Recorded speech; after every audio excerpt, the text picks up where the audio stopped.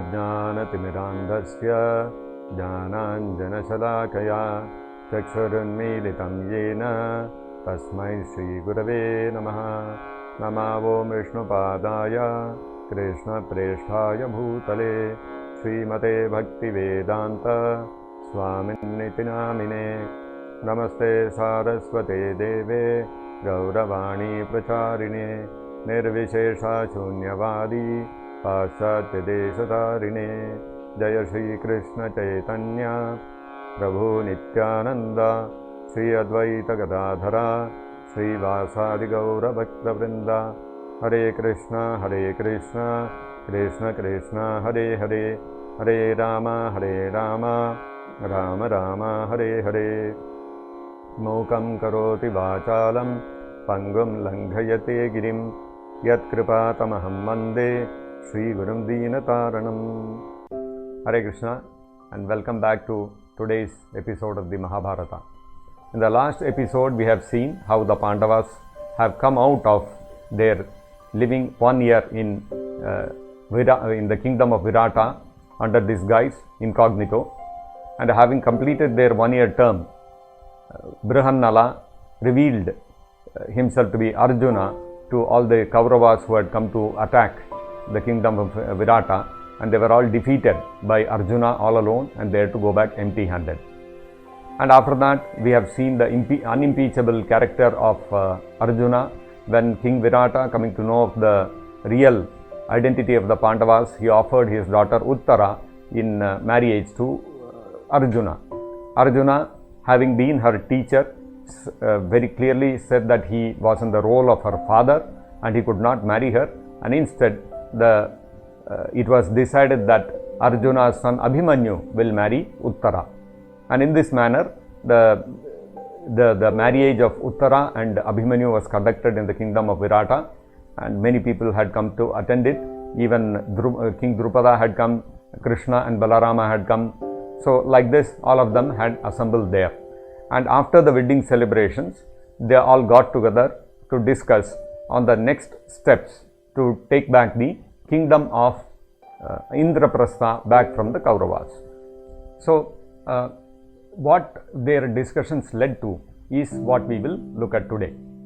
Before we get there, what had happened after the Kauravas returned to Hastinapura, Duryodhana was despondent about how they had been defeated by Arjuna, and not only that, as told by Bhishma Deva, the period of the Pandavas living incognita had gotten over just the previous day. So they had by a whisker missed that opportunity to expose the disguise of the Pandavas, by which they could have been sent for another 12 years of forest exile. So while Dushasana, Karna, Shakuni and Duryodhana, all these people were mulling over what had happened, Shakuni came up with a convoluted calculation by which he proved or seemed to prove that the Pandavas had actually not completed their 1 year of living incognito. So, armed with this fresh explanation or twist given by Shakuni, Duryodhana got back a little bit of his confidence that there was some grounds on which they could reject giving back the Indraprastha kingdom to the Pandavas. So they knew that sooner or later the Pandavas are going to come asking for their kingdom back. So we have some grounds to now refuse them. So like this, Duryodhana had already started preparing his mind as well as his followers about what should be the response and how to prevent giving back Indraprastha to the Pandavas. We can see how the Pandavas were always very steadfast in following whatever word of honor they had given, whereas Duryodhana was always seeing how to not keep his promise. And this was Duryodhana's natural, his evil-minded character, which was shared by Shakuni, Karna and Dushasana and all his other brothers. Now, when in the kingdom of Virata, when the Pandavas and Krishna and Balaram, Drupada and all these people assembled together, they started discussing on the next course of action. Lord Krishna, he spoke up and said that we all know that Yudhishthira Maharaj is always situated in virtuosity. He will never abandon the path of virtue. Now that they have rightfully completed their term of 13 years in exile, 12 years in the forest and 1 year incognito, they have all the right to go back and get back their kingdom of Indraprastha. So, we should send an emissary to ask for a return of the kingdom of Indraprastha to the Pandavas, and the message should be clear that in case they refuse to give back the kingdom of Indraprastha to the Pandavas, then war would be inevitable. Now this, whatever Lord Krishna said, was echoed by others in the assembly. Lord Balarama, however, took an opposite approach, and he said we should take a conciliatory approach. We should approach them humbly, and if we go with an aggressive attitude, it may not be conducive. After all, ultimately, Yudhishthira Maharaj also made a mistake in playing that game of dice when he was not expert at it. So, like this, Balarama gave an opposite view, which was countered by Satyaki, who was the commander-in-chief of Lord Krishna's army of the Yadavas, and he countered Balaram, and he gave a more favorable argument for the Pandavas, saying that Duryodhana's nature was such that we cannot expect him to return the kingdom, so we should be ready for war. So, after all this back and forth discussions were going on, some were in favor of peace, some were in favor of going and approaching Duryodhana and Dhritarashtra in a humble mood. Others were saying, no, we should take a strong approach and all those kind of things. Finally, Drupada Maharaj spoke up, and being an elderly person, being astute in the matters of political affairs, his word carried a lot of weight. So Drupada Maharaj said that I suggest that what we should do is, we should gauge the mood in Hastinapura. We should gauge the mood of Duryodhana as well as Dhritarashtra and others before we come to any conclusion about what is the next step we should take. Suppose by chance Duryodhana is agreeable to return the kingdom because of the influence of Vidura, Bhishma and all those things, then we have achieved our end. We don't have to create any hostilities.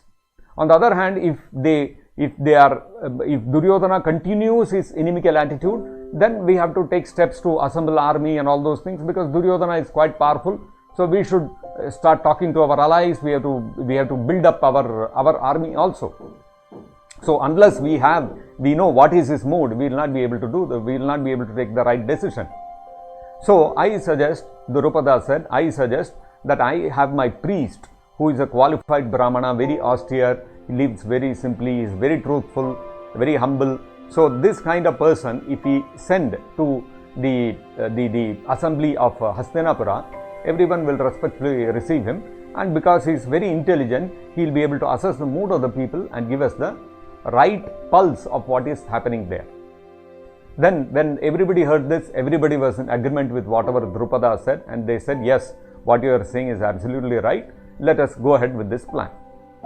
Then Lord Krishna and Balarama informed the Pandavas as well as Drupada Maharaj, so you please go ahead with your plan. Whatever help you need, in case there is war, we are with you, so don't worry. So we will go back to Dwaraka and wait to hear what happened to the messenger going and coming back, because for the messenger to go from the kingdom of Virata to Hastinapura, meet all the Kauravas there, come back with his message, it will all take time. So in the meantime, we will proceed to Dwaraka.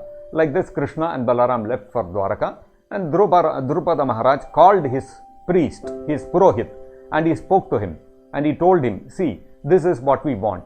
You have to approach the Kauravas with a message from the Pandavas. Now this message, Drupada Maharaj, using his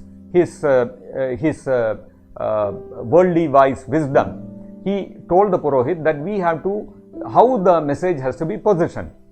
So he told the Purohit, it is unlikely that Duryodhana will be agreeable to return the kingdom of the Pandavas. Then what is the point in going there? So your goal in going there should be twofold. One is, we should assess what is the mood in their camp, what steps are they taking, are they preparing for war, or are they remaining quite normal and peaceful. So that is one thing that you have to assess. Another thing that you have to also assess is that, another thing that you also have to achieve is that in case Duryodhana is refusing, is disagreeable to peace, then you have to speak in such a way, explaining how dharma is on the side of the Pandavas, so that people who are good people in that assembly of the Kauravas, such as Bhishma, Drona, Kripacharya, Vidura, all these people, they will differ from the view of Duryodhana, and so we would have created dissension in their camp, which will bring down their morale. So this is one of the age-old techniques of political craft, which Drupada Maharaj was using. Sama, Dama, Danda, Bheda. If Sama, Dama, Danda doesn't work, you have to use Bheda. If you create division in the camp of the enemy, you have broken his strength. So Drupada Maharaj advised his Purohit. So these are the two things you have to achieve, and sent him to the assembly of Hastinapura. This Brahmana, he travelled all the way to Hastinapura, took him quite a few days. He reached Hastinapura. When he reached Hastinapura, he noticed that Duryodhana had started assembling an army. He had started sending messages to his known people, his allies, his friends, and started intimating them that we have to prepare for war with the Pandavas. So you send your army to Hastinapura and we have to start building our force. So the Brahmana could see that, okay, this army is building up. So he made his way and entered the court of Hastinapura. And when everybody came to know that he is a messenger coming from the kingdom of Virata and he is the Purohit of Drupada, he was well received respectfully, and after all suitable procedures had been complete, formalities had been completed with respect to his welcoming, they asked him what message he had brought. Now this priest, he started explaining how the Pandavas had been cheated in that game of dice, how against the principles of dharma, Duryodhana, Karna and others had tried to disrobe Draupadi, and by way of use of cheating methods, Yudhishthira was unwilling to participate in that game of dice. He was forced to participate, and unrighteously he was defeated in the game of dice and sent on the into the forest in exile. And now that the Pandavas had completed their term according to the promise that they had given, now according to the principles of dharma, Indraprastha has to be returned to the Pandavas. Otherwise, according to the principles of the dharma, Pandavas will be left with no other option than to declare war. The Brahmana also mentioned to the assembly, addressing Dhritarashtra, that the Pandavas want peace. They are not interested in a war. That is not what they want. So therefore, please return the kingdom of Indraprastha, and they will promise that they will forget all their past hostilities, whatever humiliation they have undergone, they will forget all that and live peacefully in cooperation with the Kaurava dynasty. Now when the assembly heard this, then Bhishma Deva started speaking, and Bhishma Deva said, yes, what you have said is absolutely right. Dharma is fully on the side of the Pandavas. Whatever they had to undergo due to the cheating and due to the evil machinations of Duryodhana and Karna and Shakuni and others, now the time has come that we should return Indraprastha and seek forgiveness from them. And we also know the power of Arjuna and his Gandiva, as well as the power of Bhima's mace. So it would not behoove us to engage in battle with them in any manner. We stand no chance in front of them. So when Bhishma spoke these kind of words, Karna could not tolerate it, because Karna was always very arrogant, and he was very conceited. He had a very high estimation, an unjustifiably high estimation of himself. So he got up and he started speaking very angrily. What are you talking, O Brahmana? What do you think of yourself? The Pandavas are coming from exile. What do they think of themselves? According to us, they have not completed their term of the living incognito 1 year. So they should simply give up everything and go back to 12 years of forest exile. After that, let them come back and request us, and if Duryodhana is pleased, he will return the kingdom to them. Otherwise, Duryodhana will not give them even an inch of land. Forget it, we are not interested in giving anything. Like this, Karna spoke up very strongly. When Karna spoke like this, Dronacharya, Bhishmadev, Vidura, they all censured him, while Dushasana and others, they said, oh, what Karna has said is right and all these kind of things. Then Duryodhana spoke something, Dhritarashtra spoke something. Finally, Dhritarashtra gave the final verdict. He told the Brahmana that please take our message back to the Pandavas. We want peace, we don't want war. So please tell them whatever is required for peace, let us work cooperatively and let us achieve that. Let us not engage in any sort of hostility. And also please tell them that if we engage in war, it is going to be only destruction of our own family. So let us not do this. So like this, Dhritarashtra very tactfully, he gave a message as if he is wanting peace, but he never gave a commitment that they will return Indraprastha. And so like this, the Brahmana also understood what Dhritarashtra's mind was, what was the mood of Duryodhana, Karna and others, and what was happening in Hastinapura, and he returned back to the kingdom of Virata with the news. Now, when he brought back the news, he told what exactly had happened, and he told that Dhritarashtra's message is that they want peace, but he has given no commitment of returning the kingdom of Indraprastha. And he also explained what kind of army they were gathering and what kind of military preparations were going on in Hastinapura, which he witnessed with his own eyes. And Drupada also started gathering that information about the strength of the enemy army. So, Drupada was quite crafty and he was quite experienced. So, he achieved what he wanted to do. He wanted an estimation of the kind of military activity that was happening in Hastinapura, and he managed to get what he wanted. And so then he told the Pandavas, see, this although Dhritarashtra is saying he wants peace, but the activity suggests otherwise. So we should also not keep quiet. We should immediately start informing our allies, and we should start getting people on our side. Let us immediately send out messengers from our side and ask our allies to come and join us. The Pandavas also agreed, yes, this is a good strategy to adopt. We should not waste any more time. And immediately Drupada started sending out messengers in different directions to those who were friendly to the Pandavas, and they knew that they would join them in the fight of righteousness. In the meantime, Dhritarashtra also told one more thing to this Brahmana. He told them, please give us a little time, we will think over and give our final conclusion. Final message we will send through one of our messengers after a little while. So the Pandavas also said, okay, while we gather our military strength also, let us wait for the final messenger to come from the side of Dhritarashtra. So they were waiting what Dhritarashtra would do. Dhritarashtra thought over for some time. He consulted Vidura, he consulted Bhishma.